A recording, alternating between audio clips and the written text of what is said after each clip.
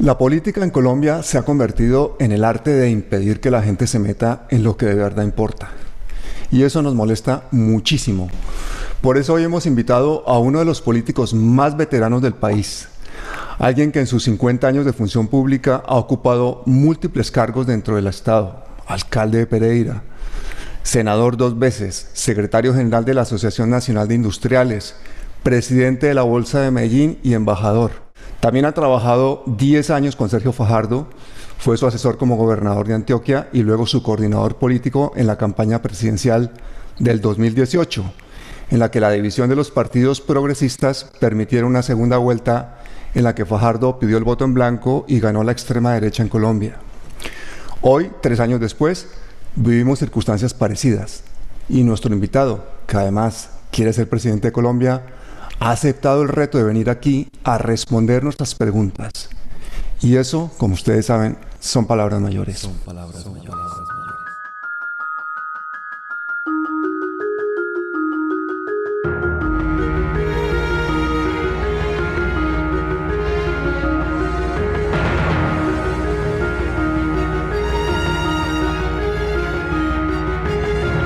Iván Marulanda, gracias por aceptar la invitación. Pablo, un gusto estar contigo, con tu audiencia, que sé que en muy buena parte son jóvenes y entonces es una gran alegría poder tener esta conversación contigo. Te quiero recordar que uno de los pasos más importantes de mi vida fue que estuve en la Asamblea Nacional Constituyente como delegatario en ese hito histórico. Allí fui elegido constituyente y cumplimos la faena y el momento histórico tal vez más importante de la democracia en los últimos 100 años. Sí, señor. Pido disculpas por esa omisión tan importante. Efectivamente, como usted lo ha dicho, nuestra audiencia es sobre todo de gente muy joven que está cansada de discursos oportunistas. Muchos de ellos hacen parte de esos 17 millones de colombianos del mayor partido político que se llama la abstención, y cuyos militantes creen que la única diferencia entre democracia y dictadura es que en la democracia colombiana uno vota antes de obedecer las órdenes. Así que bienvenido. ¿Usted qué opina de eso? Sí, Pablo, nosotros tenemos una democracia muy incipiente, precisamente por la poca participación de la ciudadanía, que tiene una razón de ser, y es la falta de eficacia de las instituciones, que no le dicen a la gente nada. Por ejemplo, en esta pandemia donde ha habido tanto sufrimiento, el Estado no aparece. Y entonces la gente dice: ¿qué será el Estado? ¿Para qué servirá el Estado? ¿Qué sentido tiene que yo vote o no vote si se trata de una institución para mí fantasma, que no me sirve para nada? Yo vivo en una total inseguridad. Tengo que labrarme la vida con mi propio esfuerzo todos los días. Luego me están hablando de algo que para mí no existe. Y ese es el gran problema. Y no existe porque las personas y los sectores políticos que tienen atrapada las instituciones del Estado no están allí para servirle a la gente, sino para servirse ellos mismos. Sí, por eso es que en un país bien gobernado la pobreza debe inspirar vergüenza, y en un país mal gobernado la riqueza debe inspirar vergüenza. Pero eso no lo dijo ninguno de nuestros candidatos en las últimas elecciones, eso lo dijo Confucio hace 2500 años. Y es más cierto que nunca ahora en este territorio llamado Colombia, donde siglos de malos gobernantes nos han convertido en uno de los países más desiguales del mundo. ¿Y por qué digo esto, Iván? Porque tu discurso sobre la reforma tributaria en el Congreso será recordado como uno de los mejores y más emotivos de los últimos tiempos. Veamos un fragmento. Un país que compró un bus de 46 millones de pasajeros para conducirnos a la meta de la paz y no hay con qué echarle gasolina. Esa es la realidad. Un país pobre, un Estado pobre, porque estas reformas tributarias las hacen los lobistas, que vienen aquí a meter artículos con sus amigos congresistas y del gobierno. Iván, emocionaste a todo Colombia, pero a ti casi te da algo. ¿Por qué estabas tan emberracado con el gobierno de Duque? Mira, Pablo, llevábamos varias semanas en la discusión de este tema y me di cuenta de que todo estaba montado, de que era una trampa, de que las reuniones se estaban haciendo a puerta cerrada, a espaldas del país, a espaldas inclusive de los propios senadores. Había acuerdos entre el gobierno y las mayorías del Congreso de los que nosotros no nos informábamos, sino a la hora de la votación. Nosotros hacíamos argumentos, llevábamos cifras, llevábamos un debate bien estudiado, bien estructurado, y eso no le importaba ya a nadie. Simplemente nos cortaban la palabra, nos pasaban de un tema a otro sin que las cosas tuvieran una evolución, sin que tuvieran una conclusión. Simplemente todo estaba amañado, todo estaba ya arreglado, como toda la vida. Y entonces yo me sentí objeto de una utilización política vergonzosa, dolorosa, porque todo estaba ya arreglado y todo estaba arreglado alrededor de lo mismo, de crear unos beneficios tributarios para unos pocos patrimonios digamos, privilegiados de este país, una carga infame sobre las clases medias, sobre las clases populares. Y entonces sentí una indignación tremenda y la expresé con el alma. Es el fruto digamos, de unas convicciones y de un compromiso muy profundo con la gente, con el país, sobre todo con un país que está sufriendo tanto. No podemos seguir eligiendo esa misma gente, porque es que nos están utilizando el poder del Estado en beneficio propio y en beneficio de unas minorías que les financian a ellos las campañas. Pero por otra parte fuiste coordinador político de la campaña presidencial de Sergio Fajardo, lo que quiere decir corresponsable que no hubiera alianza con Petro en el 2017 en primera vuelta y que Petro perdiera en segunda vuelta gracias, como ahora sabemos, a la compra masiva de votos, a la política, al fraude electoral. Viendo el caos en el que está sumido el país tras otros 2 años de gobierno uribista, ¿no te arrepientes de esa decisión? Pablo, hay una... El tema, a mí me da dolor el tema porque pues tengo digamos, un gran compromiso con el cambio en Colombia. Era a lo que le he dedicado toda mi vida. Y esto ha sido hasta ahora infructuoso porque el Estado siempre se ha mantenido en las mismas manos. Cuando estuvimos a punto de dar el salto para cambiar este país de manos, pues íbamos a elegir a Luis Carlos Galán, habíamos hecho una carrera política hermosa, ya habían matado a Rodrigo Lara y estábamos en las puertas del poder. Nadie dudaba que Luis Carlos Galán iba a ser el presidente de Colombia y pues la única manera de detenerlo era matándolo y lo mataron.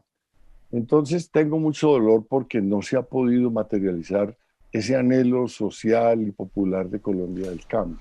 A la gente de tantas frustraciones le parece que eso es imposible y entonces se retiran de la lucha política. Bueno, pero en mi caso aquí estoy y sigo en la misma brega. Hay una situación, te repito, que me duele con Gustavo Petro, y es que es un hombre muy valioso, es un hombre muy importante, pero genera un miedo en la sociedad colombiana que lo vuelve una opción prohibitiva. Yo siento que con él ocurre lo que ocurría en la década de los 70s, 80s, 60s, inclusive con Álvaro Gómez Hurtado, que cuando él aparecía como candidato presidencial, se unían una cantidad de minorías para constituir unas mayorías aplastantes y siempre lo derrotaban porque generaba una reacción de temor, de miedo. Y entonces yo pienso que Gustavo desafortunadamente es una especie de Álvaro Gómez de la izquierda, que cada que aflora su liderazgo empieza a ocurrir una reacción política y social en contra de esa posibilidad que constituyen allá al otro lado unas mayorías invencibles. Yo siento que la transición tiene que empezar por una opción que no esté involucrada, Pablo, en esa confrontación histórica de la extrema izquierda y la extrema derecha. Fíjate, allá en esa extrema izquierda, donde está Gustavo liderando ese proceso tan importante, que entre otras cosas, te digo, nosotros en el Congreso compartimos los proyectos de ley, las ponencias, las citaciones de control político a los ministros, las proposiciones. Tenemos desde el punto de vista de visión programática y de visión de la política unas coincidencias profundas entre la izquierda y nosotros, que tenemos una izquierda más moderada, pero somos una izquierda de todas maneras. Y entonces no tenemos una diferencia programática, dogmática, doctrinaria. La diferencia está en la historia. Ellos vienen, y lo voy a decir de una manera muy respetuosa, porque es algo que está en la historia y que tiene una explicación que con los años el pueblo colombiano pues irá decantando. Ellos vienen del monte, las FARC, viene el M-19, de una guerra muy dolorosa y muy terrible que le trajo al país unos recuerdos y unas marcas y unas heridas imborrables por el momento, imborrables, y lo estamos viendo. Por el otro lado, en el otro extremo, pues está también la guerra, pero la guerra desde las instituciones, también una guerra sucia, la guerra de Pablo de los falsos positivos, la guerra de la alianza con el paramilitarismo, la guerra del espionaje, la guerra de las desapariciones, de los desplazamientos masivos, un Estado coercitivo, organizado y pensado y armado para proteger una clase política. Entonces son dos extremos violentos, con una historia violenta, que si no existiera en la mitad hoy una opción, digamos, más moderada, que no genere ese miedo, pues lo que habría entonces no sería una confrontación democrática, Pablo, sino un duelo a muerte. Y empezaríamos otra vez a mirar en el escenario de la historia de este momento actual, pues un baño de sangre y una guerra civil, otra guerra civil. De hecho, uno observa que ya empezó ese graneo de asesinatos de líderes sociales, de líderes ambientalistas, de dirigentes políticos en los territorios. Es ni más ni menos lo que vimos en los 80s, Pablo, cuando estábamos en el Senado, donde exterminaron una fuerza política que era la Unión Patriótica. Y ese exterminio fue subiendo, empezó así, un graneo en la selva, en los campos, en la ruralidad, y fue subiendo y terminamos el periodo de 86-90 en el Senado, lo terminamos enterrando 5 senadores asesinados por el mismo gatillo, entre ellos Luis Carlos Galán. 4 candidatos presidenciales, Jaime Pardo Leal, Luis Carlos Galán, Bernardo Jaramillo, Pizarro. Es decir, y estamos en la misma guerra y son los mismos actores. Pablo, yo estoy en el Senado viendo todos los días lo que es la confrontación entre esas dos fuerzas que están allá sentadas. Se dicen de todo. Se dicen secuestradores, paramilitares, asesinos, genocidas, sicarios. Tenemos que salir de eso, Pablo. Yo creo que para la izquierda es beneficioso que haya una transición que les abra un camino. Yo pienso, por ejemplo, que esta vez vamos a estar en la segunda vuelta juntos, pero yo pienso que este centro que estamos construyendo es el que va a ir a segunda vuelta. Yo creo eso. La vez pasada, hace 3 años que tú traes esa historia a la conversación, perdimos el derecho a pasar a segunda vuelta con la candidatura de Colombia, de Coalición Colombia, con Sergio Fajardo, por 200.000 votos. Nos ganó eh, Gustavo Petro. Por 200.000 votos pasó él la segunda vuelta. Si pasa Fajardo, y eso digamos que es como un consenso hipotético, una hipótesis que está en el consenso político, si pasa Fajardo gana. Petro no ganaba. Ahora, en este momento lo que estamos construyendo va a tener unos ingredientes que no tuvo en aquella oportunidad. Va a estar De la Calle, va a estar Galán, van a estar otras fuerzas, va a estar Ángela María Robledo, van a estar sectores liberales, en fin. Y yo creo que va a ser un centro izquierda más robusto, un centro socialdemócrata más robusto, que en segunda vuelta nos vamos a encontrar con la izquierda seguramente con quien vamos a encontrar desde esa coincidencia programática un acuerdo muy fácil para llegar al poder y llegar al poder sin que generemos miedo y sin que generemos paranoia en los sectores de clases medias, en los sectores de centro y en los sectores de derecha. Iván, yo no sé si a veces no aprendemos las lecciones de la historia, pero es que ¿no crees que puede pasar lo mismo que hace 3 años con esa decisión de la Alianza Verde de vetar a Petro? Y aparte, ¿no es muy poco democrático y hasta sospechoso que un partido intente sacar del juego a alguien en lugar de que sean los colombianos los que decidan con su voto quién está y quién no está? No es un veto. Cuando uno dice yo quiero asociarme con esto, si no con esto yo no estoy vetando a nadie. Él tiene su espacio político, tiene su carrera política, su liderazgo político, y aquí estamos construyendo otro.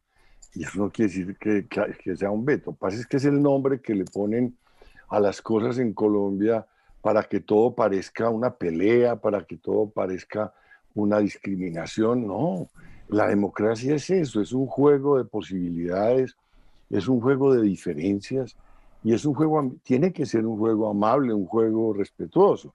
Pero si tú dices, hombre, para este espacio, para este tramo de la política, yo no quiero que vamos juntos porque voy a hacer una sociedad más bien con estos otros, y eso no tiene por qué Pero Iván, eso lo ser un están veto. decidiendo ustedes desde el partido, no lo están decidiendo los votantes, no lo están decidiendo Es los que los ciudadanos votantes se colombianos. expresan en las elecciones, Pablo.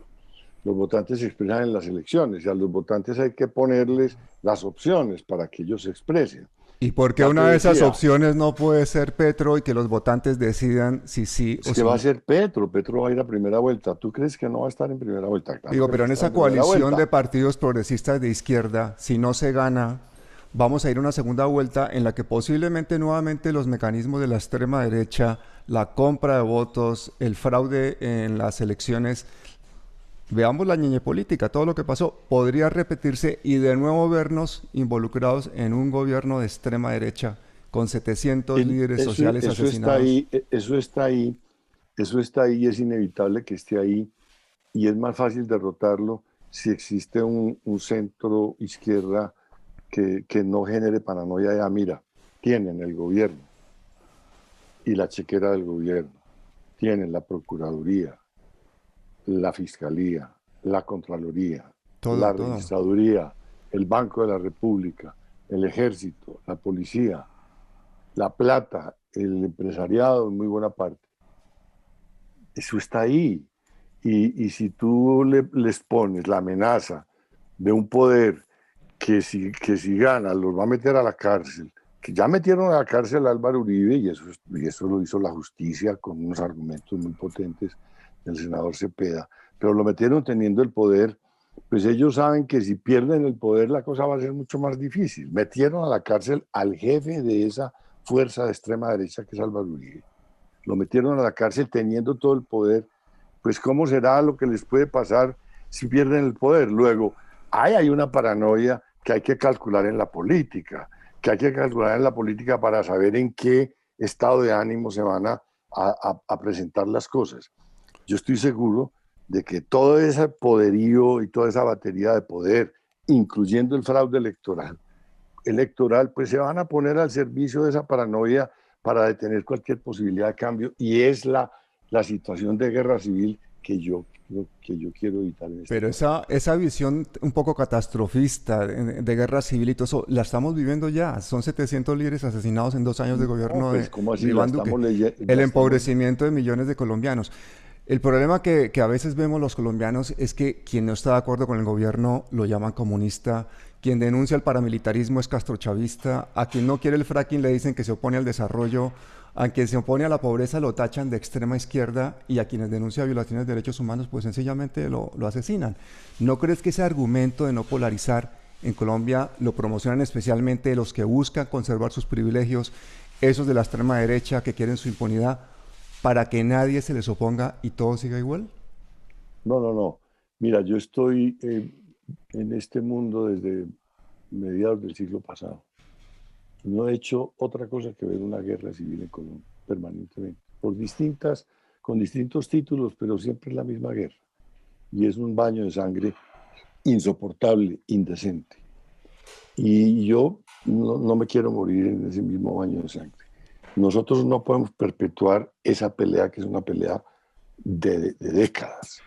Nosotros tenemos que darle al país una cara amable que sea capaz de mirar hacia adelante. Ahora, es el pueblo el que decide. ¿Por qué impedirle a unas personas que representan unas fuerzas que, siendo de oposición, hemos sido oposición? Yo he sido oposición toda la vida y he sido disidencia y he sido de la rebeldía democrática. Nunca he empuñado un arma, nunca he favorecido los sectores armados, siempre he dado una pelea por la paz, por la reconciliación, y esa ha sido mi vida. ¿Por qué nos van a vetar a nosotros? ¿Por qué nos van a vetar el derecho a presentarnos como una opción política distinta a esas dos otras opciones que están comprometidas en esa confrontación? Es un veto hacia nosotros. Entonces, si es que las cosas se quieren virar así, yo no la veo así.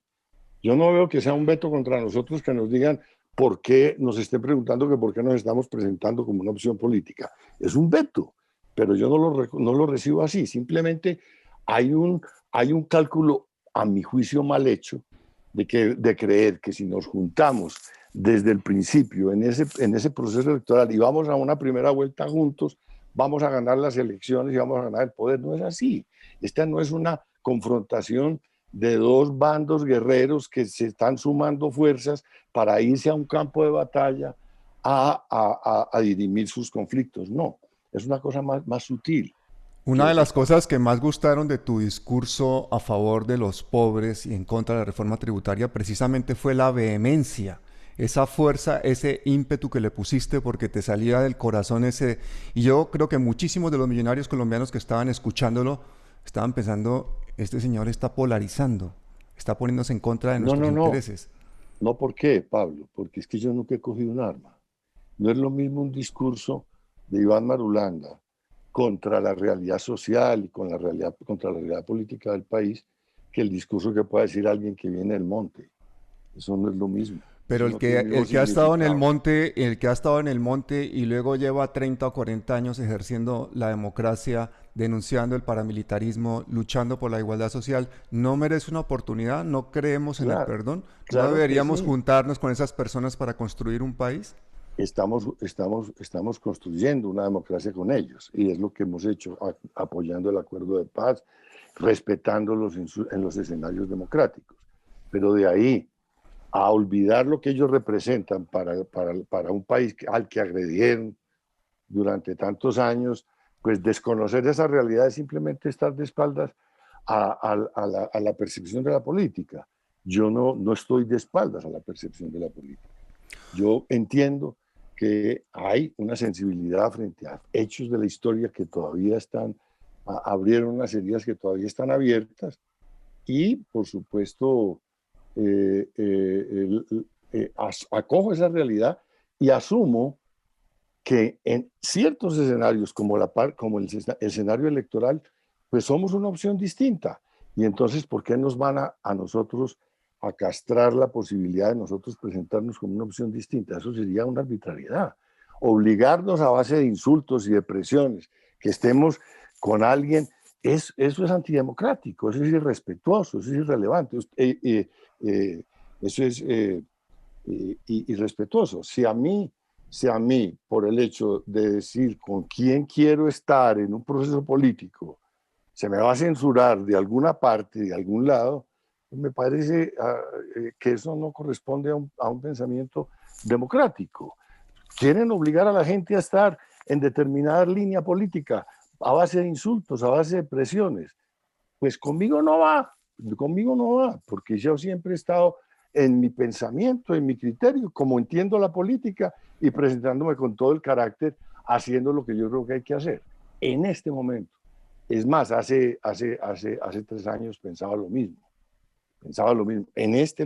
Y se vio en las elecciones lo que ocurrió. No se pudo ganar el poder para el cambio. ¿Por qué? Pues porque existe un fenómeno histórico que ya lo he mencionado aquí muy en extenso y que impide que Colombia dé el paso de entregarle de la extrema derecha del espectro político el poder a la extrema izquierda. Eso es irrealista. Eso no va a pasar. Y yo no quiero jugarle a cosas que no van a pasar, porque yo quiero el cambio. Y el cambio no puede ser por ahí. El único cambio posible es con una postura democrática de centro-izquierda socialdemócrata, como la que representamos nosotros, que no ha estado comprometida en esa guerra. Así de sencillo. Aquí hay una guerra feroz hace muchos años que ha tenido una expresión sangrienta ahí entre dos extremos. Y hay un centro que una vez que estuvimos a punto de llegar al poder también conocimos el baño de sangre, cierto, pero no reaccionamos, nunca reaccionamos amenazando y desafiando a una confrontación armada, ni hicimos referencia a esa posibilidad, ni nos parecemos a esto. Entonces, y ahora que mencionas eso, me gustaría preguntarte una cosa, porque tu trayectoria personal y política efectivamente son las de un hombre comprometido con la democracia, con la paz y con ideas de avanzada, como lo demostraste en tu reciente propuesta de la legalización de la coca. Por eso mismo muchos se preguntan por qué, si fuiste fundador con Rodrigo Lara y Luis Carlos Galán del Nuevo Liberalismo, es a César Gaviria a quien designan cabeza de ese partido. Bueno, eso no fui yo. Ese no fui yo. De esa sí me tienes que, Pablo, exonerar porque francamente a mí también me sorprendió y eso fue un fracaso y la propia familia de Luis Carlos lo reconoce con el paso de la historia. Iván, y entonces, ¿cuál es tu opinión de César Gaviria y esa demoledora apertura neoliberal que desató y que nos ha traído hasta aquí? No, pues brutal. Y además no he hecho más que escribir y hablar de eso desde su momento. Eso fue un error histórico. Y un error histórico que tiene una explicación a mi juicio, porque yo he pensado mucho sobre eso. Y es que no solamente en el mundo hubo una ola neoliberal muy, muy potente, a la que le aplicaron todo el poder político los Estados Unidos y Europa y obligaron a muchos países del mundo a recibir esa cartilla y aplicar lo que se llamó la receta de Washington o la receta neoliberal, sino que además ocurrió algo que hay que verlo desde una perspectiva, digamos, más sutil, y es que nosotros veníamos preparándonos para gobernar con Galán, teníamos un equipo, teníamos un conocimiento del país, teníamos un programa, estábamos listos para recibir el Estado. Ocurre lo que ocurrió y llega una persona que no tenía nada que ver con nosotros, que no tenía un equipo, que no tenía un programa y que no tenía tampoco una visión de país ni una experiencia ya en la lucha en el territorio como nosotros, y entonces llegó a recibir un poder para el que no estaba preparado. Y entonces, ¿qué hizo? Pues cogió la receta de Washington y la aplicó a rajatabla como quien hace un plato de cocina siguiendo una receta paso a paso. Y nos tienen descontextualizados y en un país arruinado en sus posibilidades sociales, con unas grandes diferencias, con un atraso brutal, con la destrucción de los sectores productivos, en fin, y con esta injusticia social, precisamente porque caímos en manos de una improvisación que no tenía respuestas de Estado para gobernar un país. Todo fruto de que mataron brutalmente la opción que se venía preparando profundamente y que estaba preparada y digamos que tenía todas las herramientas para hacer el cambio. Y tú que fuiste su amigo, ¿qué crees que pensaría Luis Carlos Galán de la situación actual de Colombia? Yo siento que los políticos progresistas, los políticos transparentes, decentes, como Luis Carlos Galán, en este país mueren, pues mueren o los matan prematuramente, y eso pasó con Gaitán y pasó con Luis Carlos, o cuando se mueren de viejos, se mueren frustrados de ver que el país todos los días va para atrás. Él estaría muy triste. Esto está peor cada vez. Este país necesita un cambio. Iván, ¿y qué pensaría Rodrigo Lara de las decisiones políticas y del rumbo que han tomado las carreras de sus hijos? Yo no me quiero meter, Pablo, porque quiero mucho a esa gente, porque pues a Rodrigo tenía mi edad, teníamos la misma edad, y Luis Carlos era apenas 2 años mayor que nosotros. Pues éramos compañeros, amigos. Quiero mucho esa memoria y quiero mucho a esos niños. Cuando ellos los mataron, estos muchachos eran unos niños. Y yo me supongo, mejor dicho, me aterrorizo de pensar lo que esos niños sintieron con lo que les pasó. Y a mí me parecen muy valientes que estén levantando una bandera. Yo no los juzgo si están equivocados o no están equivocados. Me parece que son muy valiosos, muy inteligentes y muy dignos, y que están haciendo su tarea política con decoro. Y les deseo la mejor suerte. Les tengo mucho cariño y mucho respeto. Iván, ¿y tu máxima aspiración en este momento es llegar a la presidencia de Colombia? No, pues si eso es lo que pasa, mira, yo después de tantos años sé muy bien a qué se mide la persona que llega allá. Eso es una tragedia. Y yo no aspiro para mí, pues, una vida tan catastrófica como la de un presidente de Colombia. Simplemente tengo una vocación de servicio, y si eso es lo que me toca, pues me toca. Yo no había pensado presentarme a este proceso como candidato presidencial. ¿Sabes por qué lo hice, Pablo? Porque por ahí en el mes de abril, ya con la pandemia encima, yo venía diciendo desde marzo, ojo, esto viene una tragedia, viene una catástrofe social, una catástrofe económica, una catástrofe sanitaria, hay que prepararse, y no, esto aquí como si nada. Y entonces preparábamos propuestas y llevábamos discursos, que la renta básica, que la reforma tributaria, para que el Estado tuviera recursos con que enfrentar esto. Todo eso lo llevamos al Congreso, todo el discurso sobre el tema sanitario, en fin, sobre la necesidad de preparar el aparato sanitario para que no hubiera esta mortandad tan brutal que ha habido. Es que ya vamos en 60.000 muertos. Esto es una tragedia. Y nadie no reaccionaba, ni no reaccionaba en el gobierno, y no reaccionaban en los partidos. Y yo dije, aquí estamos en manos de una gente irresponsable y una gente desdeñosa de la realidad de este país.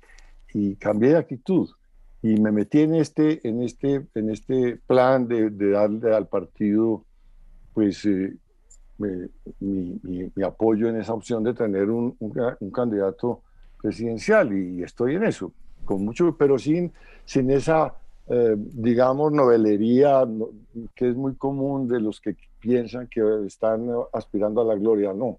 ¿Qué le dirías a esa gente? Porque 10 años trabajando con Sergio Fajardo, además gran amigo suyo, incluso de su padre. Mucha gente piensa que tu aspiración presidencial es una estrategia de Fajardo para eludir la consulta de los verdes, porque Fajardo sabe que la podría perder, una estrategia que ya utilizó en el 2018. ¿Qué le dirías a esa gente que piensa que eres un tapado de Fajardo? No, yo tengo muchos más años que Fajardo en la política, mucha más historia. No, no. Hace 3 años le dije muy claramente, usted tiene que ir a una consulta, tiene que ir a una consulta. No trate de buscar que lo respalden simplemente porque va adelante en las encuestas. Eso es un error político, eso es una equivocación sobre la realidad política. Y eso le costó, y no quiso enfrentar el tema de la consulta y eso le costó la presidencia. Ahora, por el contrario, el hecho de que yo haya entrado al Partido Verde implicó ya eh, pues una ruptura con el proceso de compromiso ciudadano, aunque a ellos no les gusta que yo hable de ruptura, pues entonces digamos un divorcio, porque ya entrando yo en el Partido Verde, y se los dije muy claramente desde un principio, mis compromisos políticos, mis lealtades y mis compromisos jurídicos, inclusive, ya empezaban a estar en la órbita del Partido Verde, y al Partido Verde me entregaba para servirle como militante y como senador en el caso de que fuera elegido, como en efecto fui elegido, y es lo que he hecho hasta ahora. Él no quiso ingresar al Partido Verde, se los dije muchas veces, no quiso hacerlo a tiempo y está haciendo su propio camino. Ahora hay una realidad en la que el Partido Verde está escogiendo su propio candidato, y si yo soy el candidato voy a una competencia con Fajardo y con todos, con todos ellos, con De la Calle, con Galán, con todos. La mía, repito, es una historia mucho más larga que la de Sergio, y por supuesto mucho más rica digamos, en conocimiento de los accidentes de la vida y de los accidentes de la política y naturalmente de la realidad colombiana. Y soy una persona totalmente distinta a él. O sea, que no eres el tapado de Fajardo. No, no yo. Yo pensaba, si Sergio Fajardo ha sido el hombre del grupo empresarial antioqueño que responde realmente a los intereses neoliberales de los grandes multimillonarios colombianos, y eso además converge con el uribismo, entonces Iván Marulanda, ¿a quién tiene detrás? ¿Es también un representante de esos intereses de ese grupo empresarial antioqueño? No, yo nunca, yo tengo una carrera política, ya te repito, desde hace más de 50 años, y nunca he estado comprometida con intereses privados, sino con intereses sociales, intereses de país, en donde están. Pero entonces le llevas mucha Ósame, ventaja a ósame. Fajardo, ¿no? Bueno, esa pregunta tienes que hacérsela a él. Yo No, no no te lo creo, yo digo no. porque el hombre está muy salpicado con tanta investigación por el detrimento patrimonial de Hidroituango, lo de Pero Orbitel, tantas cosas.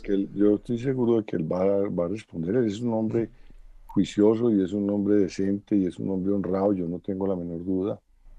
Y ahora esas acusaciones, pues hay que hacérselas a él y preguntarle a él a quién representa. Yo no creo que él represente, como tú dices, sectores empresariales y que sea pues un agente. Yo no creo eso. No lo veo Hombre, le así. entregó la junta directiva de PM al GEA, por ejemplo. Yo no creo eso, pero bueno, esa es una acusación que tienes que hacerle a él, y yo no soy el defensor de oficio pues, de Fajardo, pero yo no creo eso. Eso habría que verlo con nombres propios. El GEA, entre otras cosas, por lo que puedo yo conocerlo a lo largo de mi vida, es una músculo empresarial multinacional de una enorme dimensión que el propio país pues, no reconoce cuando habla de esta manera. Y ellos no tienen interés en puesticos aquí en la burocracia municipal. Eso es una empresa que está en todo el mundo haciendo, digamos, que tiene un músculo corporativo y un músculo de negocios descomunal, y que no se puede confundir con intereses pues chiquitos aquí locales. Pero bueno, yo no, te repito, no estoy metido ahí en ese mundo ni empresarial, ni en ese mundo, ni tengo por qué estar pues dando explicaciones de con quién está o no está Sergio. Sergio Fajardo tiene que explicar eso por él mismo, ¿no? Iván, y al haber sido asesor suyo durante la época de la gobernación, ¿no te pueden salpicar algunas de esas acusaciones también a ti? No, yo no tenía nada que ver con esos temas. Yo estaba ahí en una tarea muy distinta. Yo dirigía un programa que se llamaba, que lo creé yo mismo, Preparémonos para la Paz. Digamos que ahí me movía, pero yo no tenía, digamos, intromisión alguna en los temas técnicos y en los temas administrativos. Y eso era un contrato de asesoría. Fue un programa muy bonito que estuvo, pues, muy conectado pues, con los que estaban haciendo esa negociación de paz en La Habana y con la cooperación internacional que estaba apoyando ese proceso de paz. Y a eso me dediqué y yo no tenía nada que ver con los temas administrativos para nada. Muy No bien. tenía ni esa órbita, ni esa responsabilidad. Iván, y esa noticia que salió hace unos días de que renunciaste a cualquier cargo directivo en la Alianza Verde como consecuencia de la decisión del partido de coavalar a Aníbal Gaviria, quien se presentó por firmas a la gobernación de Antioquia, ¿eso es verdad? Y si es así, Sí, explícanos por qué. yo no volví yo me marginé de los comités directivos y de las instancias directivas del partido. Solamente actúo en la bancada y ahora que abrieron esta carrera hacia una candidatura verde a la presidencia, pues me apunté, pero yo no estoy en las instancias directivas del partido, ni locales ni nacionales. ¿Y cuál es tu opinión de Aníbal Gaviria? Pues a ver, yo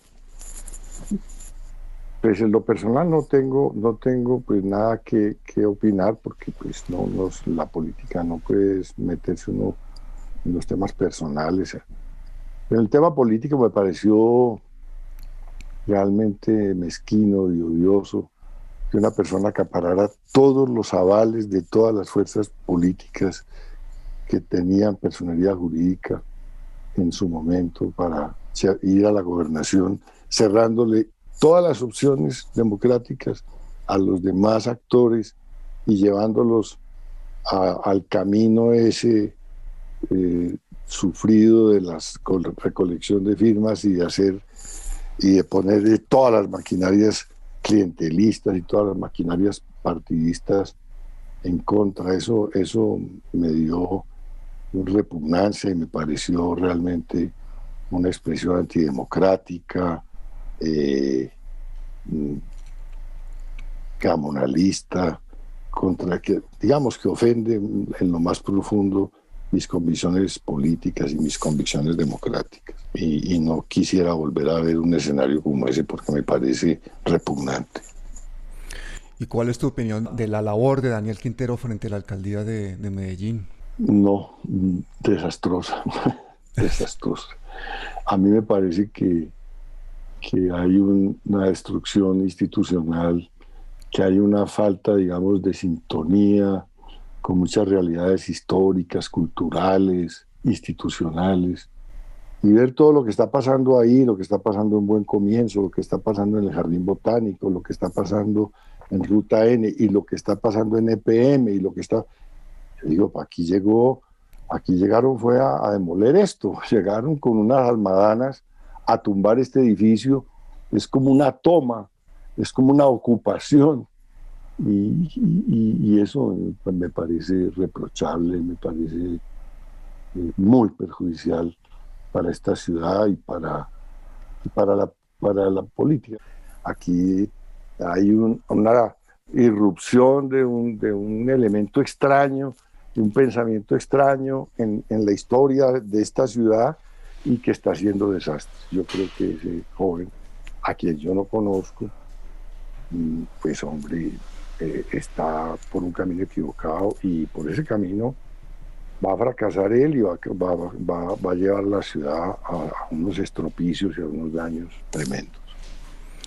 Y ya para finalizar te voy a preguntar por otro vecino tuyo allá de Río Negro. ¿Qué piensas de Álvaro Uribe? Pues hombre, nunca hemos estado en una causa común, siempre con unas diferencias muy profundas. Yo siento que él, es primera vez que digo esto en público, Yo siento que a él le pasó una cosa parecida a la que le pasó a César Gaviria, y es que llegó al poder sin estar preparado para el poder. Él llegó de una manera muy sorprendente. Pues recuerda que en diciembre del año 2001, pues él estaba en las encuestas como en el 2 o 3% nomás, era prácticamente un desconocido. Y ganó en la primera vuelta, una cosa realmente impresionante. Las cosas que pasan por eventos históricos, de la misma manera que se forma una tormenta, pues se formó un hecho político ahí. Pero él no estaba preparado, no tenía equipos políticos, no tenía realmente un proyecto de país claro. Y un discurso que lo llevó al poder, que fue un discurso radical, de rabia, quién sabe salido de dónde, posiblemente de sus propias experiencias personales, no lo sé. Lo llevó a ese triunfo, y digamos que le tocó, o lo que hizo, o no le tocó, sino lo que hizo fue pegarse ese cañazo de que el país lo que quería era un guerrero allá, y se dedicó a hacer la guerra, y haciendo la guerra terminó haciendo todos estos desastres que tenemos por delante. Ahí acaban de decir que en el tiempo de su gobierno, dijo la Jurisdicción Especial para la Paz, había habido 6.400 falsos positivos.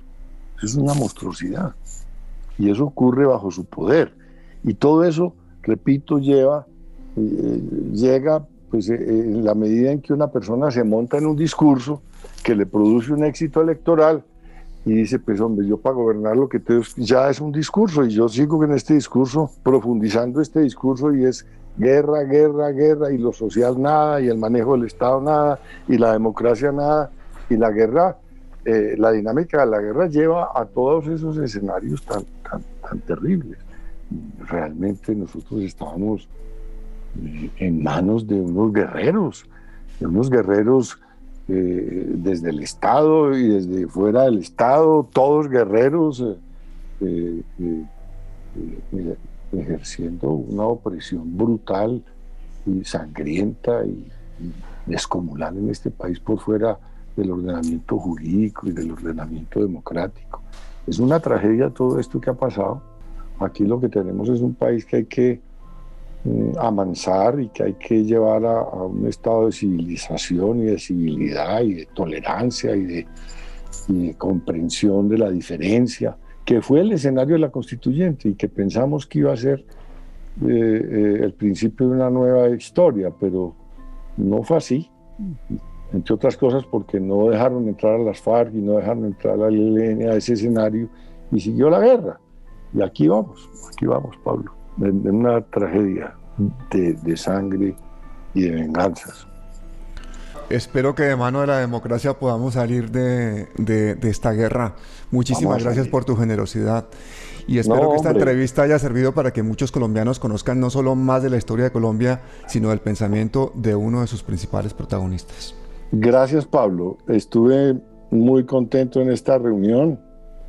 Y me tocaste temas muy álgidos y muy interesantes.